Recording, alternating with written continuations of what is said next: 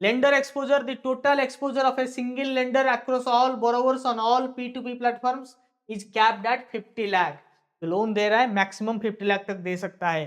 Borrower exposure, an individual borrower is allowed to borrow at maximum 10 lakh in a P2P platform. ठीक है. Platform exposure, the exposure of a single lender to a single borrower on any specific platform is restricted to 50,000. ठीक है. ये major rules है, इसको याद रख देख लेना. याद रखने की जरूरत नहीं है, नॉलेजिस्ट के साथ आप पढ़ेंगे तो धीरे धीरे आपको सब कुछ समझ में आएगा. बहुत चीजें याद रखने की जरूरत नहीं है, वो धीरे धीरे आपके हैबिट्स, आपके माइंड, आपके सबकॉन्शियस माइंड में प्रिंट होता है. और मैं बहुत आसान शब्दों में पढ़ाता हूँ. ठीक है. आई डोंट थिंक कि इससे बेहतर आरबीआई सर्कुलर क्लास आज के डेट में आपको पूरे यूट्यूब में मिलता हो. And take it through. RBI MPC holds repo rate at 6.5%. Inflation and GDP forecast for FY25 is written. No change in RBI monetary policy. We all know that. We have seen it. RBI at same at 6.5%. Okay, ninth consecutive time the rate stays unchanged. And this is for RRB students. This is going to be asked in your exam. इसके बाद का होगा आपके exam में नहीं आएगा. Next अक्टूबर में होगा. यही रिवर्स रेपो रेट 3.35%. ओके, चलिए.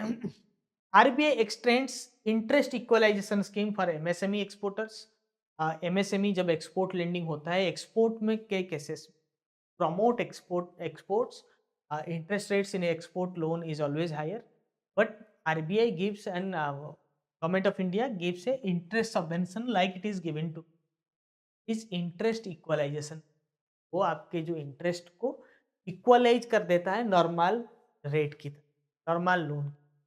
ठीक है, क्योंकि ये हायर साइड में होता है, इतना ज़्यादा इंटरेस्ट रेट बैंक आपको चार्ज करता है on and above the normal rate of interest. That additional rate is repaid. So it is said interest equalization. The scheme provides an interest subvention of 3% for eligible MSME manufacturing exporters and 2% for other eligible exporters, aimed at reducing the cost of. Normally ये higher side. Normally देखिए, मान लीजिए आप 10% loan ले, आपको किसी ने charge कर दिया 15%, तो क्या होगा?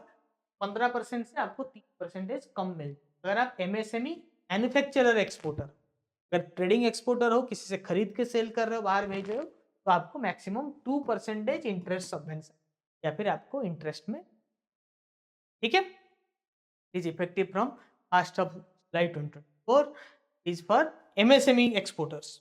ओके. तो for that government has capped the interest subvention amount at rupees 1.66 crore for each importer and exporter code IEC for the extended period. ठीक है. Every importer and exporter has to get a code that is IEC. RBI launches new scheme for sovereign green bond. से पहले sovereign gold bond से बहुत question आता था, outdated, पुराना हो चुका है. सोवरेन ग्रीन बॉन्ड नया इनिशिएटिव है. ठीक है, क्वेश्चन आ सकता है, देख लेते हैं. एक sovereign green bonds in IFSC. IFSC क्या है? What is the full form of IFSC? International financial and service code. Okay. तो reserve bank of India has introduced the scheme for trading and settlement of sovereign green bonds in the international financial service centre. Okay, not code. Okay, IFSC अलग है, service centre means Gujarat gift city वाला. ठीक है. The scheme is applicable to invest SGRBs issued by Government of India to eligible investors inside the IFSC. IFSC में office है, इस bank का unit, जो यूनिट है वही इसमें ट्रेड कर सकते. ठीक है. Investors can participate in primary auctions conducted by RBI and can also transact in the secondary market for securities in the IFSC. तो प्राइमरी मार्केट क्या है? जब इशू होता है उसको प्राइमरी मार्केट, उसके बाद जब ट्रेडिंग के लिए जाता है उसको सेकेंडरी मार्केट. तो सेकेंडरी मार्केट यहाँ पे क्या हुआ? IFSC के अंदर जब ट्रेडिंग होगा उसको सेकेंडरी मार्केट कहेंगे. ठीक है. Investors under the scheme are prohibited for repackaging और राइटिंग एनी डेरिवेटिव इंस्ट्रूमेंट और any underlying securities held by. तो इसमें जो future and option, derivative, swap, ये सब ट्रेडिंग नहीं हो सकता. फॉरवर्ड, ये सब डेरिवेटिव्स इसके ऊपर लॉन्च आप नहीं.